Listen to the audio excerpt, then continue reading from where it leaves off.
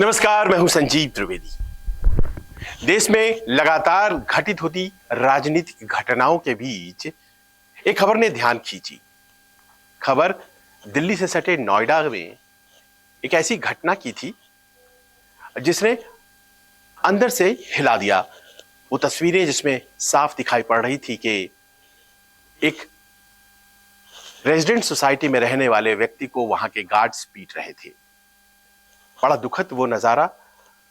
कोई भी बात बहस और गर्मी भरे अंदाज में होती हो, वहां तक बात समझ में आती है, लेकिन सब मिलकर एक शहरी को पीटने लगे, खासतौर पर जब वो उसी सोसाइटी में रहता है, तो इसके क्या मायने हैं और ये क्या हो रहा है।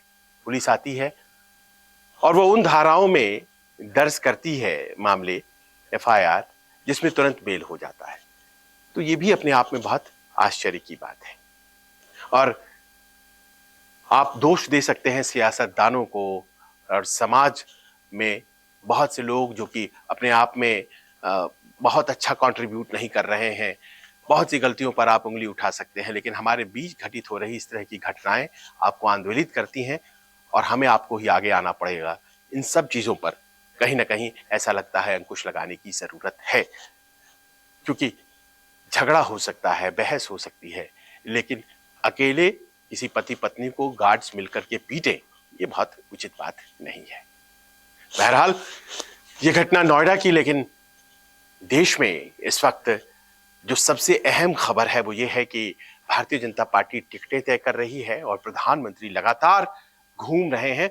प्रचार कार्यक्रम शुरू हो चुके हैं उनके, और ये तब तक चलेंगे जब तक कि चुनाव की घोषणा नहीं हो जाती है। चुनाव की घोषणा बहुत महत्वपूर्ण, क्योंकि उसके बाद आचार संहिता लग जाएगा। तो जितनी भी घोषणाएं करनी है प्रधानमंत्री जाहिर है अपनी इन यात्राओं में कर रहे हैं, और 2 दिन की यात्रा पर वो झारखंड, पश्चिम बंगाल और बिहार तीनों जगहों पर जा रहे हैं। इन 3 जगहों पर यात्रा करने का उद्देश्य आप जानते हैं। झारखंड में हाल में मुख्यमंत्री को गिरफ्तार किया गया है, और वहां पर क्या कोई ऐसा आंदोलन तो नहीं बन रहा है जो कि भारतीय जनता पार्टी को सियासी तौर पर नुकसान पहुंचाएगा। प्रधानमंत्री की यात्रा जरूरी थी, बंगाल जाना भी जरूरी। वहां पर संदेश खाली की घटना घटी है, लेकिन एक बहुत ही प्रबल प्रतिद्वंदी ममता बनर्जी के तौर पर है, और जाहिर है कि वहां जाकर प्रधानमंत्री ने अपने काडर्स का मनोबल बढ़ाया। और उसके बाद बात बिहार की आती है। बिहार में 2 तारीख को प्रधानमंत्री का कार्यक्रम, और जैसी कि उम्मीद है NDA गठबंधन की ताकत और खासतौर पर भारतीय जनता पार्टी के उम्मीदवारों की जो संभावनाएं हैं उसे और प्रबल और मजबूत करने के लिए प्रधानमंत्री औरंगाबाद, बेगूसराय, इन 2 जगहों पर कार्यक्रम करेंगे। औरंगाबाद का मतलब हो गया औरंगाबाद और सासाराम, ये 2 सीटें जहां भारतीय जनता पार्टी इस वक्त है। बेगूसराय की सीट पर भी इस वक्त वो सिटिंग MP है उनके। और जाहिर है कि अपने आप में ऐसी यात्रा है जो सरकारी कार्यक्रमों के साथ साथ चुनावी जो तड़का है वो भी अपने साथ समेटे हुए है। और इस कार्यक्रम में प्रधानमंत्री जाहिर है कि सियासी बातें भी करेंगे। मंच पर नीतीश कुमार पहली दफा मौजूद होंगे। ये जो फिर से साथ आने का सिलसिला 28 जनवरी को हुआ है, उसके बाद 9वीं दफा जब मुख्यमंत्री का पद संभाला है नीतीश कुमार ने। पर यहीं से एक ऐसी खबर आ रही है जो ध्यान खींचती है। प्रधानमंत्री सबसे पहले कल कृष्णानगर जाएंगे। कृष्णानगर में 2 फरवरी को कार्यक्रम करेंगे बंगाल में, और उसके बाद सीधे पहुंच जाएंगे बिहार के औरंगाबाद। औरंगाबाद में कई विकास योजनाएं हैं 21,000 करोड़ की, जिसे घोषित उनको करना है। और मंच पर वहां मौजूद होंगे नीतीश कुमार, जाहिर है मुख्यमंत्री है, लेकिन उनके अलावा जितने भी गठबंधन सहयोगी हैं वो भी मौजूद रहेंगे। जीतन राम मांझी पूर्व मुख्यमंत्री, उपेंद्र कुशवाहा पूर्व मंत्री, और ये सब तमाम सहयोगी वहां पर मौजूद रहेंगे। क्या सब रहेंगे मौजूद, ये बड़ा प्रश्न है। और यहीं पर बात सामने आती है कि जो आज की तारीख में सबसे अहम सहयोगी हैं भारतीय जनता पार्टी के बिहार में, चिराग पासवान, क्या वो होंगे वहां पर। और जो जानकारी निकल कर आ रही है वो ये है कि चिराग पासवान उस मंच पर मौजूद नहीं होंगे। वो मंच जिस पर तमाम एनडीए की ताकत आपको दिखाई पड़ेगी औरंगाबाद में। प्रधानमंत्री का आगमन बहुत दिनों बाद हो रहा है। उस मंच पर चिराग पासवान नहीं होंगे। और अगर ऐसा हो रहा है तो क्यों? क्योंकि जहां तक सवाल अपने सहयोगियों को चुनने का है, भारतीय जनता पार्टी बहुत ही सावधानी से चुनती है। और उसने बड़ा स्पष्ट कर दिया, एक स्थिति जो बन रही थी कि क्या लोक जनशक्ति पार्टी के दो धड़ों में वो महत्वपूर्ण हैं जो केंद्र में मंत्री हैं, प्रधानमंत्री के साथ उनके कैबिनेट में हैं, पशुपति पारस, या वो जिन्होंने जमीन से अपनी पार्टी को फिर से खड़ा करने की कोशिश की और उसमें इतने ज्यादा सफल हो गए चिराग पासवान कि आज की तारीख में एनडीए ने उन्हें बेहतर एलाइज समझना शुरू कर दिया और साथ उनको दोबारा से एनडीए में जोड़ लिया गया। और वो दृश्य सबों को याद होगा जब एनडीए की बैठक हुई थी दिल्ली में और किस तरह से गले मिले प्रधानमंत्री और ठीक पीछे चिराग पासवान खड़े थे। जाहिर है कि जो निकटता है वो तब भी दिखी थी जब एक ही चार्टर विमान में प्रधानमंत्री के निर्देशानुसार कह सकते हैं जेपी नड्डा और चिराग पासवान पटना पहुंचे थे जब शपथ ग्रहण नीतीश कुमार का होना था और वापस भी साथ आए थे।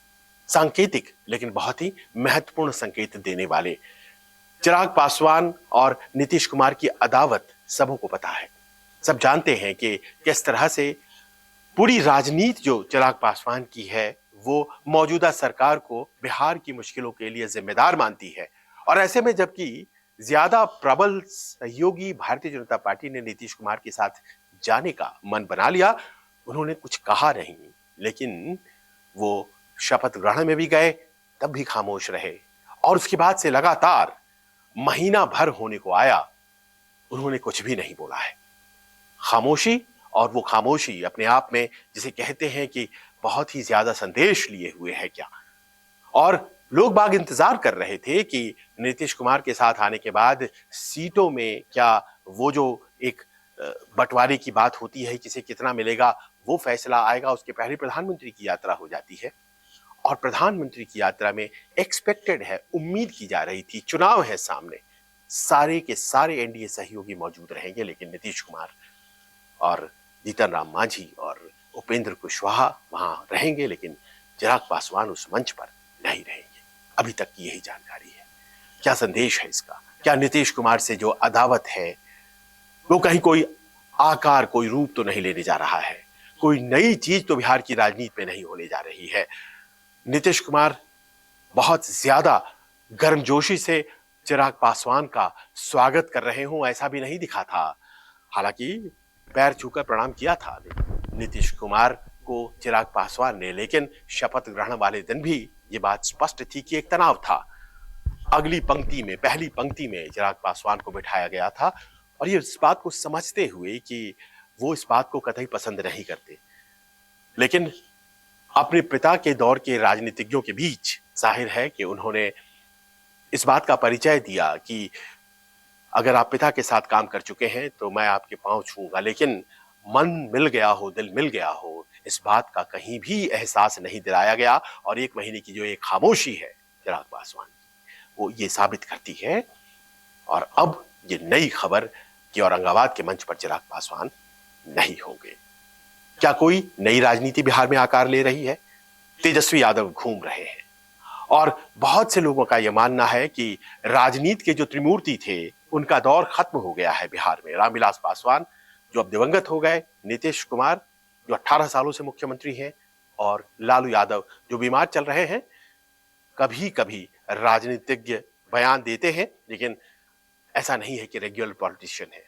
और ऐसे में तेजस्वी यादव उभर कर सामने आए हैं, चिराग पासवान उभर कर सामने आए हैं, भारतीय जनता पार्टी की नई पौध के तौर पर सम्राट चौधरी सामने आए हैं। क्या ये राजनीति कुछ नए कॉम्बिनेशन की तरफ इशारा कर रही है? ये अपने आप में बहुत महत्वपूर्ण है, आने वाले दिनों में पता चलेगा। लेकिन ये जरूर है, इस खबर ने बिहार की सियासी फिजा को एक बार फिर से झंकृत कर दिया है। आपको कैसा लगा ये वीडियो? हमें अपने कमेंट्स के जरिए जरूर बताइएगा।